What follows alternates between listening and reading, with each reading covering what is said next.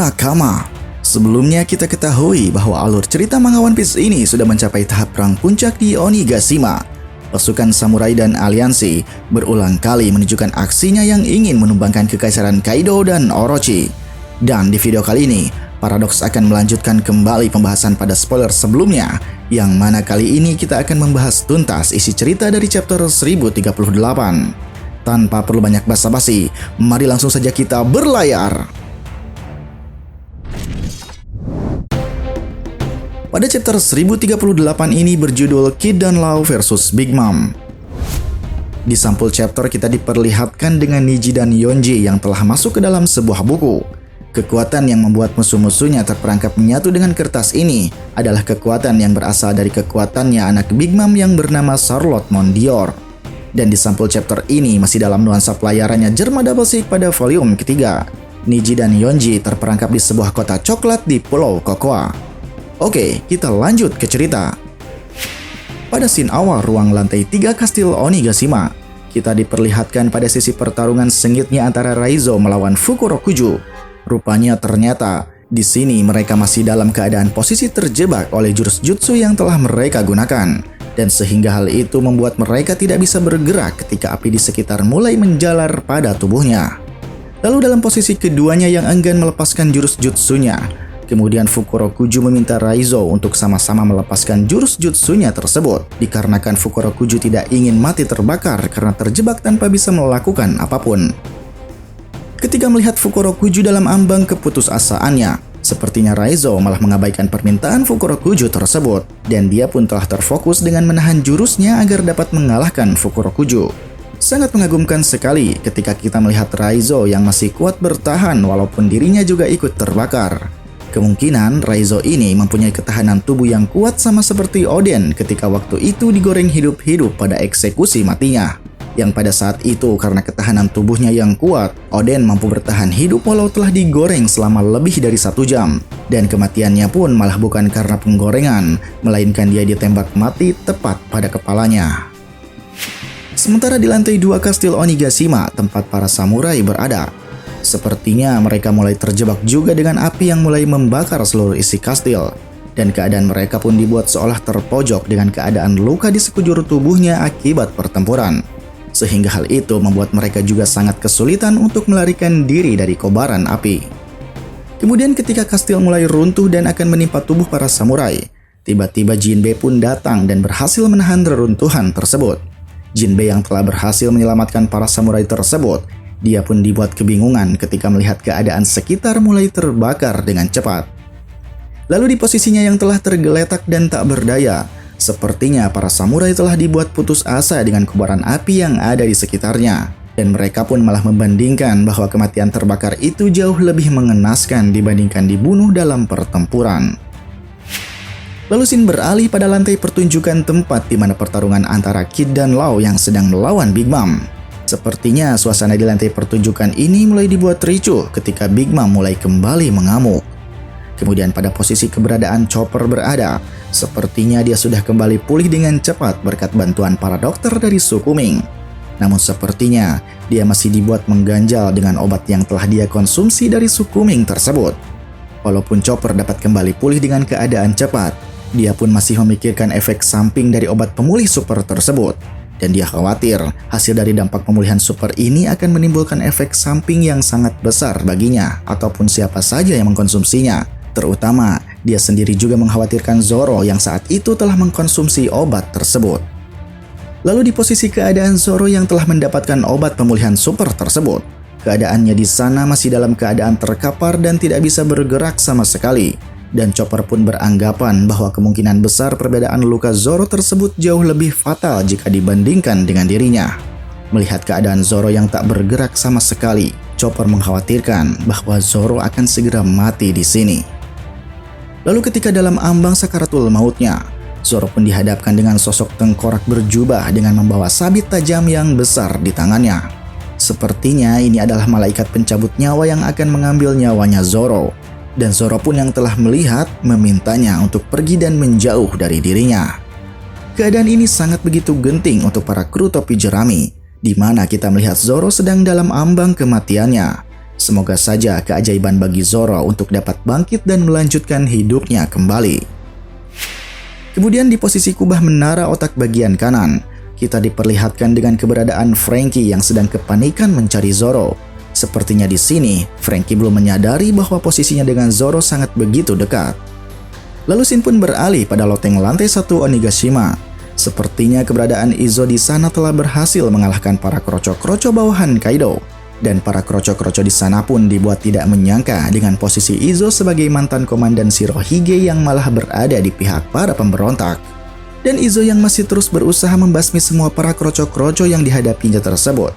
Sepertinya dia pun dibuat kelelahan dengan jumlah mereka yang terus berdatangan. Kemudian saat dirinya akan melakukan serangannya kembali, tiba-tiba Izo dikejutkan oleh CP0 yang saat itu ada di hadapannya. CP0 yang telah berpapasan dengan Izo tersebut, dia pun tiba-tiba meninggalkan Izo dan mengatakan untuk berpura-pura bahwa dirinya tidak pernah bertemu satu sama lain. Dan CP0 di sana mengatakan pada Izo bahwa target sasarannya bukanlah Izo, melainkan topi jerami. Ketika mendengar hal itu, dalam ketegasannya, Izo meminta pada CP0 untuk berhenti dan tidak melanjutkan misinya tersebut. Sepertinya ini akan menjadi sangat menarik untuk nanti kita saksikan jika pertarungan antara Izo dan CP0 berlangsung. Oke, Shin kembali beralih pada ruang gudang senjata, di mana di sana terdapat Yamato yang masih dalam usahanya untuk menghentikan iblis api yokai. Namun sepertinya iblis api yokai tersebut terus berusaha untuk mencoba meledakkan semua bom yang ada pada ruang gudang senjata. Kemudian melihat iblis api yokai yang sangat sulit dihentikan, Yamato berusaha memberikan serangannya dengan mengeluarkan semburan api dari dalam mulutnya. Namun sepertinya itu pun masih belum cukup berhasil untuk menghentikan iblis api yokai tersebut, dan Yamato juga nampaknya telah kewalahan dalam melakukan usahanya tersebut. Kemudian di sana Yamato mengatakan, jika iblis api yokai ini berhasil meledakkan gudang senjata, semua yang ada di area kastil tersebut hanya akan berakhir menjadi sejarah dan tidak ada pemenang dalam pertempuran besar ini. Kemudian Yamato melanjutkan usahanya kembali, dan dia pun mencoba melancarkan serangan dengan menggunakan gada besinya. Namun hal yang mengejutkan pun terjadi. Saat Yamato mencoba menyerangnya kembali, tiba-tiba keluar sebuah tangan dari gumpalan iblis api yokai ini. Dan akibatnya, tangan yang keluar dari iblis api yokai ini telah membuat Yamato terkena serangan balik. Lalu Shin beralih kembali di lantai pertunjukan tempat pertarungan sengitnya antara Kid dan Law yang sedang melawan Big Mom. Di sana Big Mom semakin menjadi-jadi dan dia terus membabi buta melakukan serangannya kepada Kid dan Law. Anak buah Kid dan Law yang telah melihat penyiksaan yang dilakukan oleh Big Mom tersebut terlihat dibuat histeris ketika melihat keadaan kaptennya yang telah babak belur. Mereka pun meminta Big Mom untuk mengampuni kapten-kaptennya. Kemudian mendengar permohonan ampunan dari anak buah Kid dan Law tersebut, Big Mom pun dibuat tertawa ketika melihat mereka dalam ambang keputusasaannya. Dan dia pun membiarkan Kid dan Law terkapar babak belur begitu saja. Lalu saat anak buah Kid dan Law mencoba untuk menyelamatkan kapten-kaptennya, tiba-tiba mereka pun diserang oleh Big Mom dengan senjata homisnya dari Hera. Dan pada akhirnya, mereka semua terkapar bersama dengan kaptennya sendiri. Kemudian setelah dirinya berhasil membuat semuanya babak belur, Big Mom berencana pergi ke atap untuk membantu Kaido memenangkan pertarungannya, dan dia pun menginginkan pertarungan yang telah berlangsung lama ini agar cepat diselesaikan. Dan saat Big Mom akan pergi menuju atap, tiba-tiba Law bangkit dan berhasil menyerang Big Mom dengan teknik yang bernama Kirum Anesthesia. Dengan membuat pedang miliknya dapat memanjang, akhirnya Law pun berhasil menusuk bagian kepala Big Mom sampai menembus keluar kepalanya. Ketika melihat aksi yang telah dilakukan oleh Law tersebut, semua yang melihatnya pun dibuat terkejut dengan pedangnya yang dapat membesar. Dan tak berhenti di situ, Law kemudian membabi buta menyerang Big Mom dengan teknik yang bernama Shock Wile.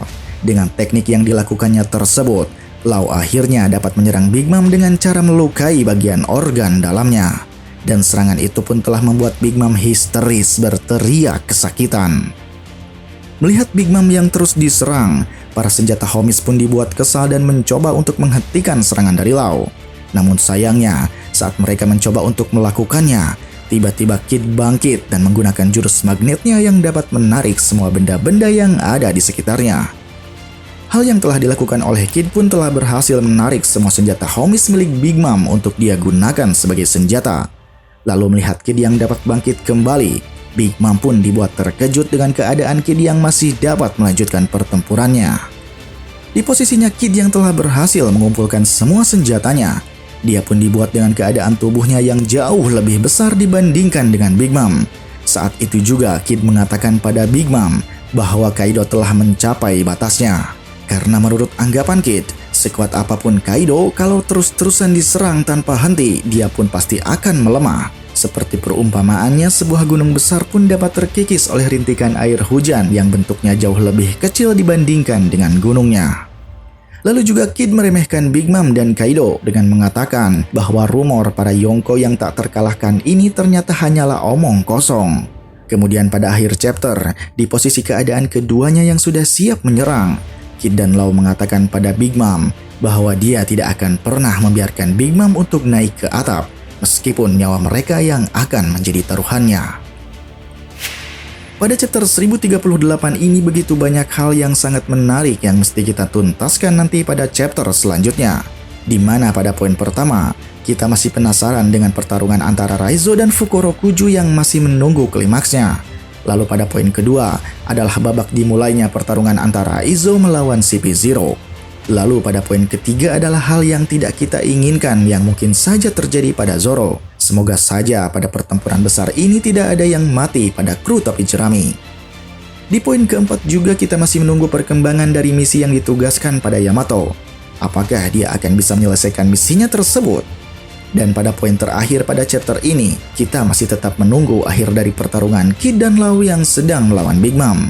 Ya, meskipun sebenarnya ada beberapa poin penting lainnya pada arc Wano Kuni ini yang mesti dituntaskan. Terutama poin terpentingnya adalah klimaks dari pertarungan antara Luffy melawan Kaido. Jadi, tunggu saja pembahasan menarik lainnya di video selanjutnya. Salam Paradoks.